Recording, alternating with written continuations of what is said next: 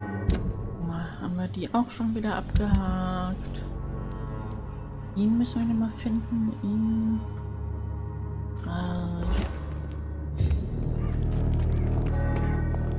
Da haben wir ihn noch schon gefunden. How am I supposed to interview? Good evening, Doctor. Can I help you?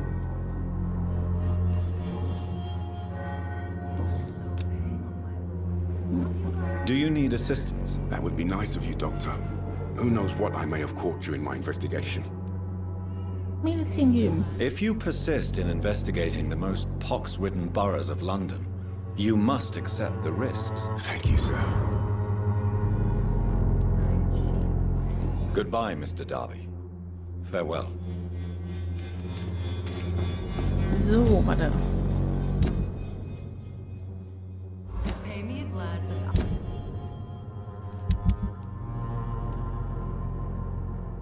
Barrett Lewis, wer war denn das nochmal? Verloren. Oh nein, der ist verschwunden. Oh oh. Oh oh.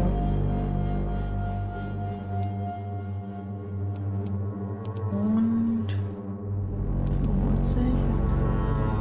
Cardogan Bates, wer war denn das nochmal? Pay me a bottle and I'll be nasty.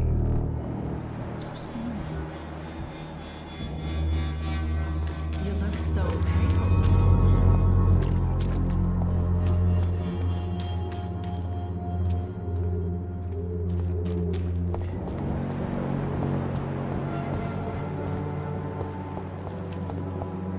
Der ist auch nicht hier.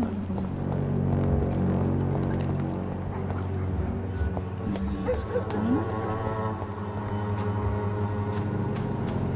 Und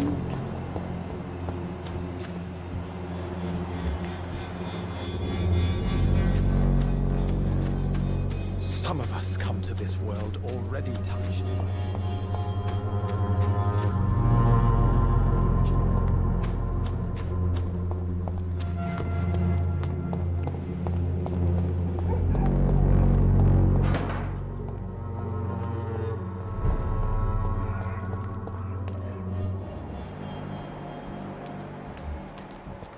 okay, hier sind. Stupid newborn! Are you from Ascalon?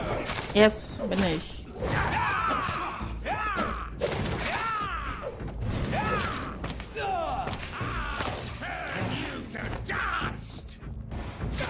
Ja, mach das mal. Warte, wo bist du denn? Oh. Ja, sammel doch mal auf.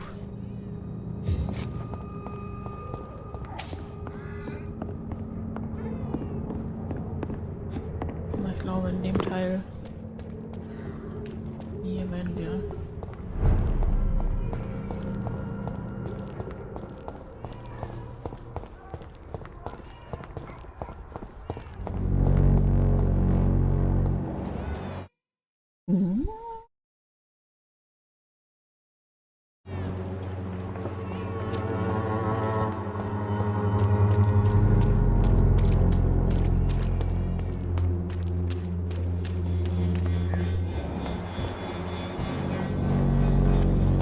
The walls of your home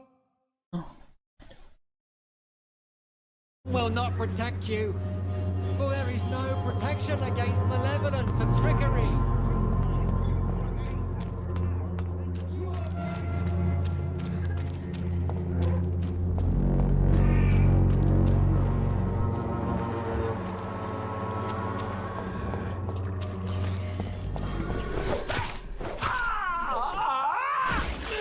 Aua.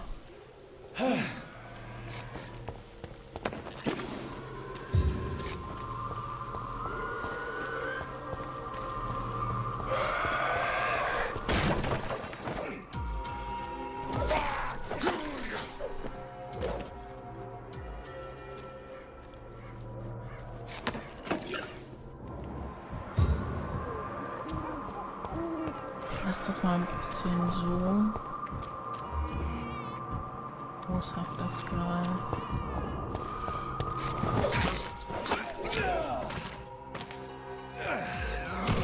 Nein!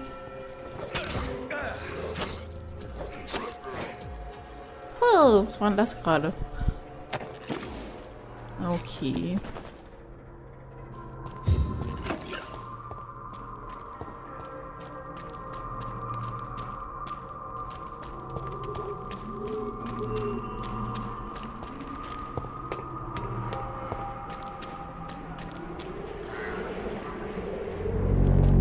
Ich höre ein Husten.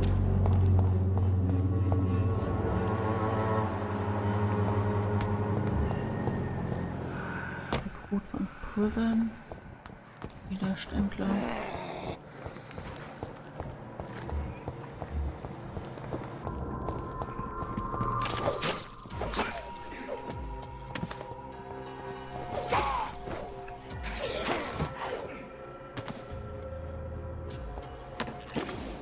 So, zack.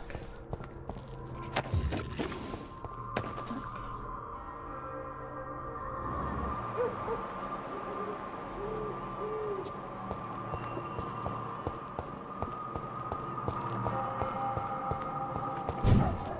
Da kommen wir nicht rüber. Na gut.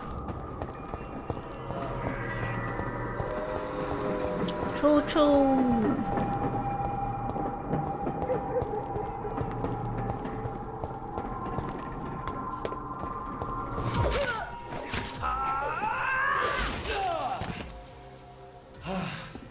Das muss nämlich auch mal ins Gesicht explodieren.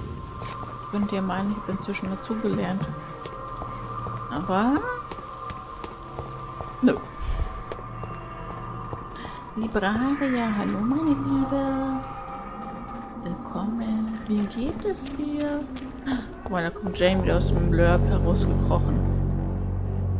Dich suche ich, kann das sein?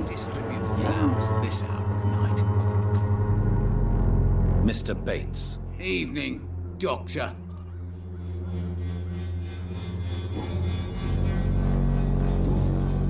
Since I took an oath to help people, can I be of assistance? Well, seen better days, that's for sure. But it was bound to happen with all these refugees about. Infecting you is probably the last thing on these people's minds. Take this, in any case. What? You give me this for free? Don't have a clue about this place, do you?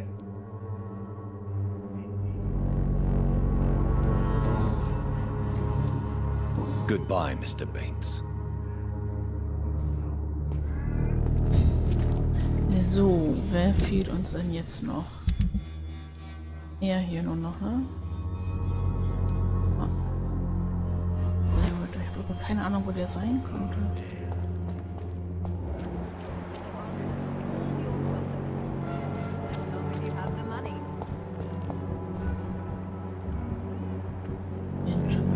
When science fails you, this elixir will give you faith again.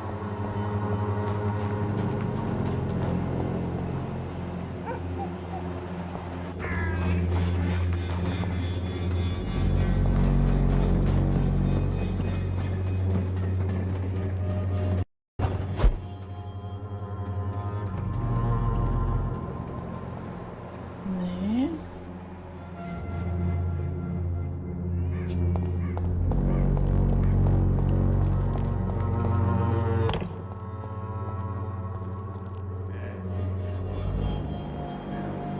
Freshco.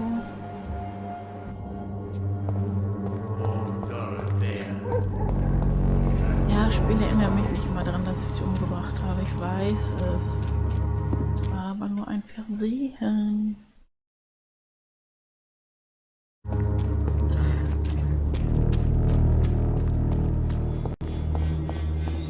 Geht's euch über euer Tag? Ah, guck mal, da haben wir ihn noch. Unspektakulär. Also jetzt wirklich nichts, was man irgendwie... Cheap price, good quality. Come on, take a look. Don't be afraid. Good evening, Faul. Dr. Schreibt es Reid, uns gut. pleasure to see you again. You seem happier than you were. Surprisingly, when I'm not threatened, my mood improves greatly. Ja, stimmt, der ist ja weg. Now that Joe is gone, don't you think someone should take care of Harry? Probably. I don't see why you're telling me this. You knew Joe for a long time. His son can't be a complete stranger to you. Yeah, well, the boy's dad chose to remind me every night that we weren't friends anymore.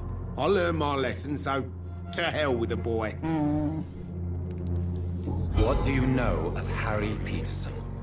The boy seems so fragile, not like his father at all. Harry's a good boy, but he spends most of his time complaining. He's had it tough, all right, but he needs to grow a pair. What troubles him exactly? Well, despite being his father's son, almost everything, I think. He never wanted to come to Whitechapel in the first place. Hates this place more than most of us.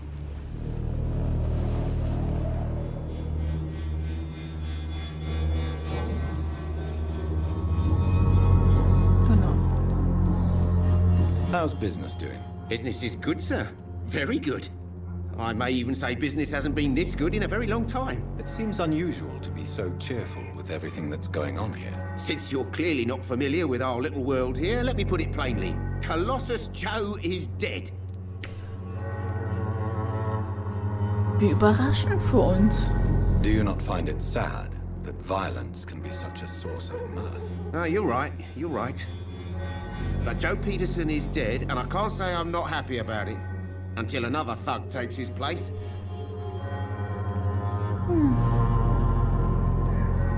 As a merchant, you see Whitechapel every day. Have you noticed anything out of the ordinary recently? Well, you mean besides the epidemic, the war, and all the usual crap? Roten Augen. As long as I can remember, this part of town has been a bottomless pit, and no sign of the bottom yet. Note. Do you need help, sir? To be honest, I'd prefer you take a look at my stuff. So. I'd rather be rich and sick than the contrary. I don't quite agree, but I won't argue with you. Please, take this. You'll feel better. Really? Free? Yeah, for free. Don't take it personally, but charity usually comes at a price. Human nature being what it is. Ich bin ja kein Mensch mehr, also es ist ja vollkommen in Ordnung. Goodbye for now, Mr. Lewis. So. Dann haben wir hier unsere Schäfchen erledigt. Hier war nicht.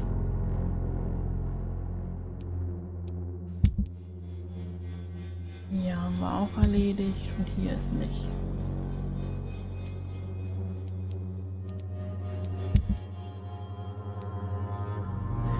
So, dann können wir uns jetzt ja der anderen Aufgabe wieder widmen und können zu Lord Redgrave laufen und ihm erzählen, dass wir uns das Problem ist angenommen haben. Distribute flowers at this hour of night. Match for the Swanborough cordial.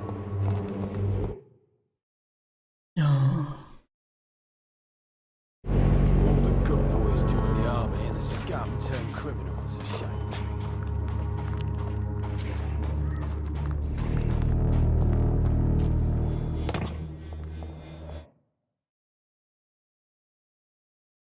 Apropos Blumenmädchen haben wir auch schon lange nicht mehr gesehen, ne?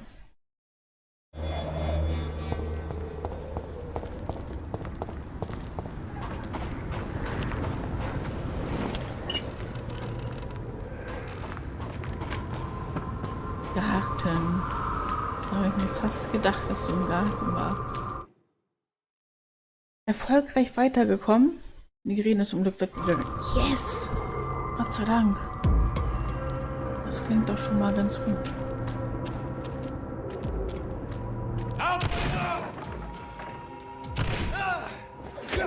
Aber den anknabbern? Nee.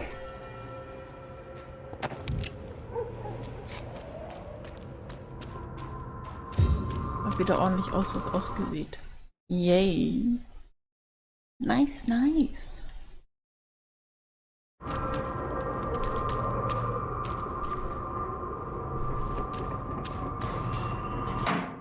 Teile eines guten Kriegs. Was haben wir da? West End, Status des Bezirks gesucht. Women of all countries unite!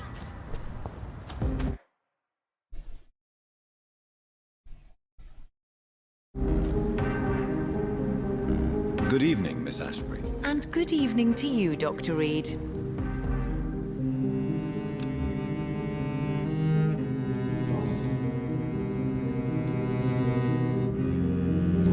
Why do you still hope to become a vampire in spite of your mother's refusal? It's the immortal aspect of vampires that interests me. The world won't improve unless women take charge. I'm convinced of that. You're obviously a clever woman with a good education and a brilliant future. But have you thought about the price you'd have to pay? The loneliness, the necessary masquerade. Is it not true of every high position? To change this world and make it a better place, one needs time on one's side. Your mother has refused to turn you into a vampire. Tell me more about it. Each time we argue, Mother expresses the same fear. She wants me to remain alive and full of joy, rather than become melancholy and immortal. She claims you can't have one without the other. It's pure selfishness. Aber ich glaube, da spricht die Mutter vielleicht ein paar Lebensjahre mehr Erfahrung, so 2 oder 3. Mal nur eine Vermutung. It's your mother's choice. As daughters and sons, we have to accept the decisions our parents make for us despite our own wishes. I love my mother, and have accepted everything from her. Even that she named me Charlotte, when it was not my original name. Does it bother you? No. Whoever I was when I was born, I am now Charlotte Ashbury. It hurts as much as it makes me proud to know that's the name my mother will read on my tombstone. So, jetzt wieder da die Ware weg mit Gekrönen in der Hand. Das ist keine gute Idee, die Tastatur anzufassen. Da kommt so dann und vor allen Dingen also die Tastatur oder Klamotten. Das hab ich auch mal so. Your mother has walked this earth for much longer than you or I. She is wise, and we should not ignore her advice when we disagree with it. But why shouldn't I be allowed to forge my own experience? There can't be only one righteous way to deal with eternity. Das stimmt, ne? Tell me, Charlotte, how do you plan to achieve eternal life, since you've obviously given it a lot of thought? I won't give up. You have no idea how determined I am, sir. I may contract a deadly disease. I may throw myself under a carriage, just to be saved by her sweet kiss. That's a disturbing answer, young lady. And the worst part of it is, I know you speak the truth. There are less dangerous ways, Doctor. Instead of throwing myself under a horse like Emily Davison, I could just throw myself into your arms.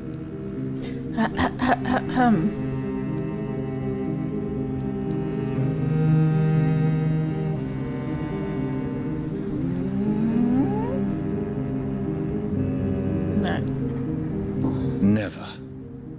That would be betraying your mother's trust. She would never forgive us. For sure. But look on the bright side. We would have eternity to reconcile. Or an eternity to run away from your mother's mighty wrath. Quite a terrifying idea, don't you think? Yes. I think it's wiser to let go of that part of the plan. Goodbye, Charlotte. Give my best regards to your mother when you see her. She's been quite busy these last few nights. I suspect. Oh, das hatten wir schon ein paar Mal jetzt. So, dann lass mal zu Lord Redgrave gehen und gucken, was als nächstes auf uns wartet.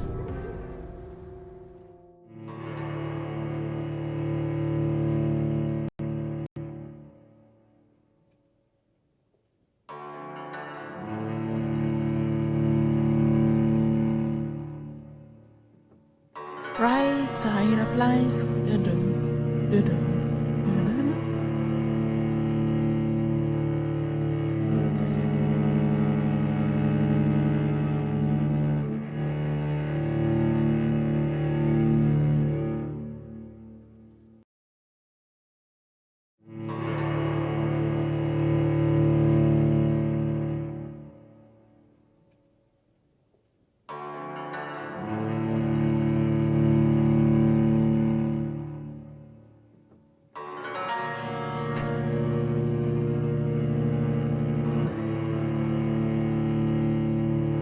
Ladebildschirme.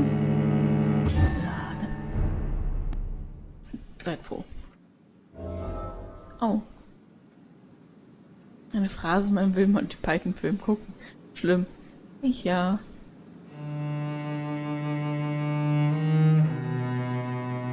Aber ich finde es faszinierend, dass keiner sagt, warum wir so blutunterlaufene Augen haben.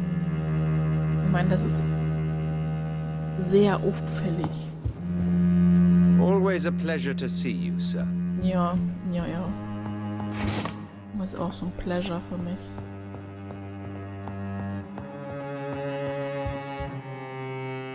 Mal kurz gucken. Irgendwelche neuen Sachen. Zufälligerweise der Schreibtisch sieht cool aus.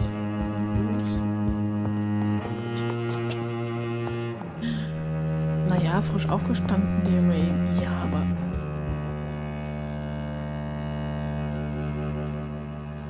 Warum ist sie hier?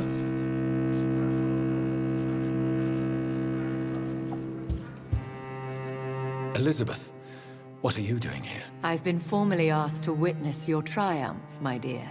After all, isn't it the natural role of a woman to support her man in victory? But it's you who insisted I join the Ascalon. Please forgive my giddiness. I'm just overcome by the thrill of finally being allowed within these hallowed halls. You certainly have an inquisitive mind. It's quite something. Elizabeth Ashbury, only you can make me smile in these difficult times. And the same to you, Jonathan Reid. Now go have your little chat with the chairman. I can see he's practically bursting to hear your report.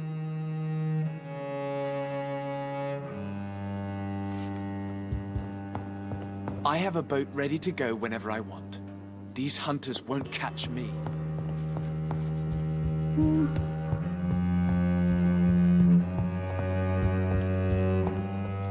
Good evening, Dr. Reid.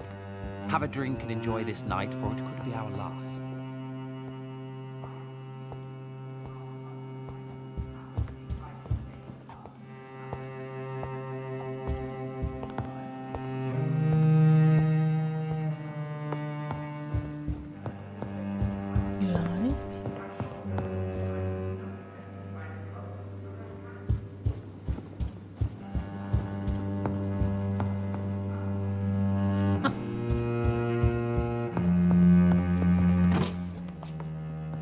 Geht ja nicht, dass wir hier was ignorieren.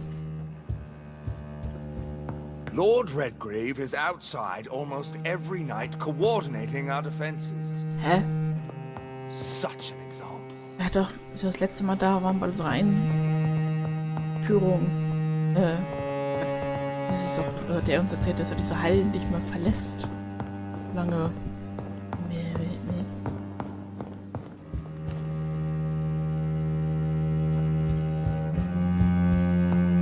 Anyway, sprechen wir ihn mal an, den Guten.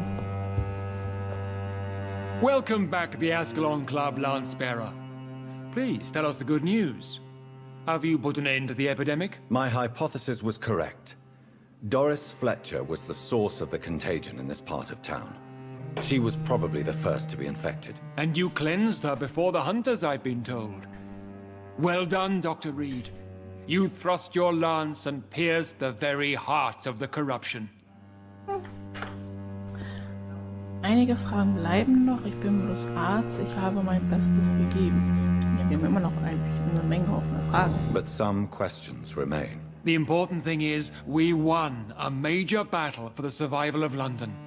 For that, we salute you. Thank you, my lord. Now, I have another task for you. Natürlich. One of the utmost importance.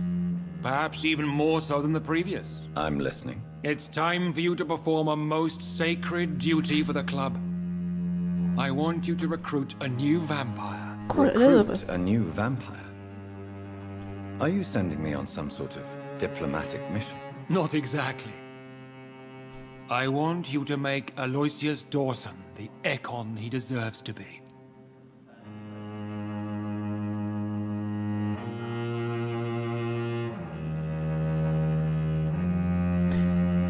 Wie Sie wünschen, ich kann das nicht, ich bin nicht sicher. Ich bin mir tatsächlich nicht sicher mit ihm.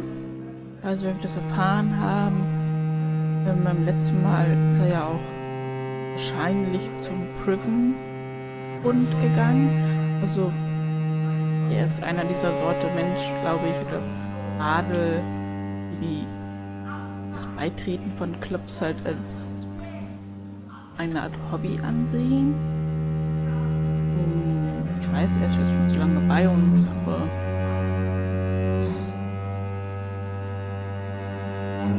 so bei uns, ich meine, ich nehme den Club mit, ne? Aber wie gesagt, nee. Wir sind uns nicht sicher, oder? I'm not sure I'm the best candidate for such a task. I can hear the hesitation in your voice, Dr. Reid. I admire a man of principles. But in this matter, there is more at stake than your moral comfort. It's not a moral question, Lord Redgrave. It's the responsibility of giving immortality to a man I barely know. Nonsense. Aloysius has been a member of the Ascalon for years.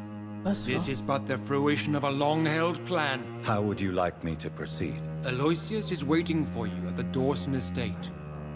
Once the deed is done, I'll join you there to celebrate this momentous occasion. Wir haben erstmal mal Fragen.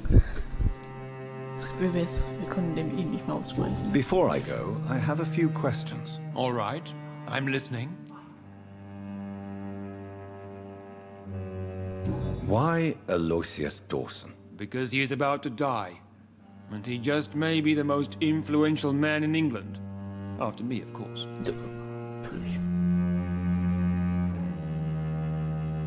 Weiß er, dass ich komme? Does he know I'm coming? He can't wait to become your progeny, Dr. Reid. Especially now that you have shown how strong your lineage is through your sister.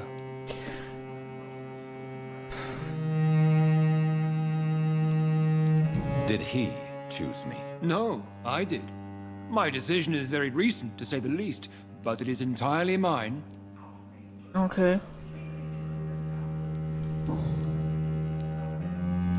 How would you like me to proceed? Don't worry. Aloysius has had many years to prepare himself. He has studied our kind for decades. Ja.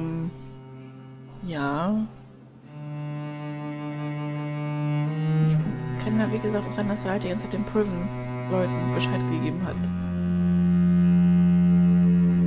So shall I just let him drink my blood? Yes. Aloysius will gratefully sup on your blood.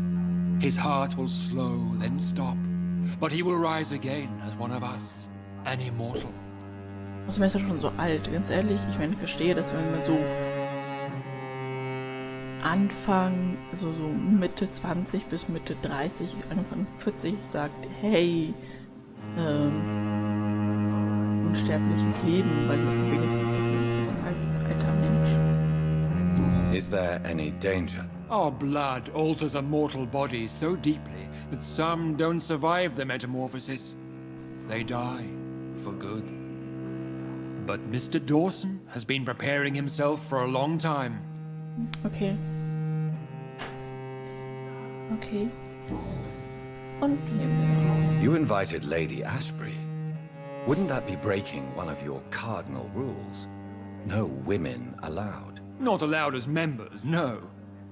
But considering the circumstances, I thought you'd like to have her here to witness your triumph. So it's a temporary admittance, then? Something of a bargain, considering the crisis we're currently facing. Goodbye, Lord Redgrave. Nun ja. Gibt zum einen da eine Temple Church.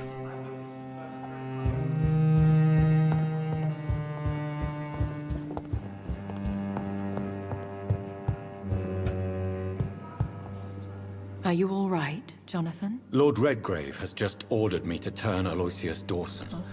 To make him my progeny. I see. And how do you feel about this? Die haben doch selber keinen Plan.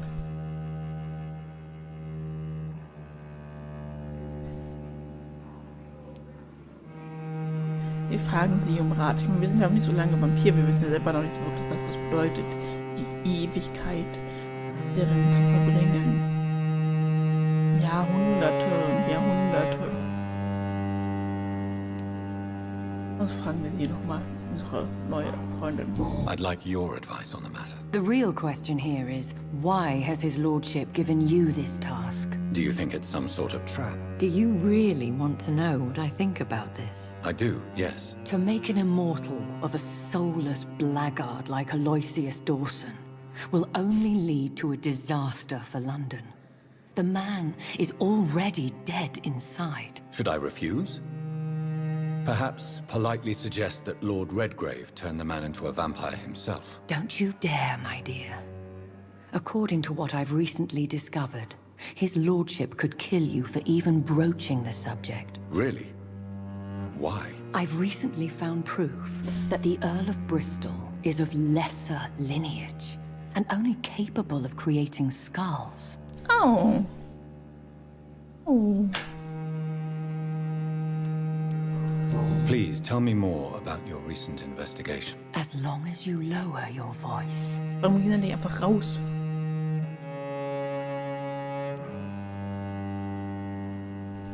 Are you sure your information about Redgrave is correct? He says he's the progeny of the great knight William Marshall, who lived some 9 centuries ago. That's a lie. Lord Redgrave is unable to create anything but skulls, if the poor souls survive at all. How can you be sure the information was correct? I made the acquaintance of a most interesting informer while investigating your maker, from whom I learned the truth about Lord Redgrave. Why so vindictive? You suddenly sound like you're angry. Forgive me, Jonathan. I hate myself for it, but I feel such pride in my discovery. I'm afraid I just can't help it. Which is? He did serve William Marshall. And yes, the blood he covets as a token does truly belong to that legendary knight. But he was never his progeny. His lineage is not so noble. Interessante Wendungen. What would you have me do about Dawson? The man is dangerous. Did you know he plans to build a wall to separate the healthy rich from the sickly poor? Yeah. Do not make him your progeny. What would you do? The man's dying already. Let the reaper harvest the rotten fruit that is his soul. What would happen if I made Dawson an Ekon like myself? You would add a powerful immortal into a suffering world.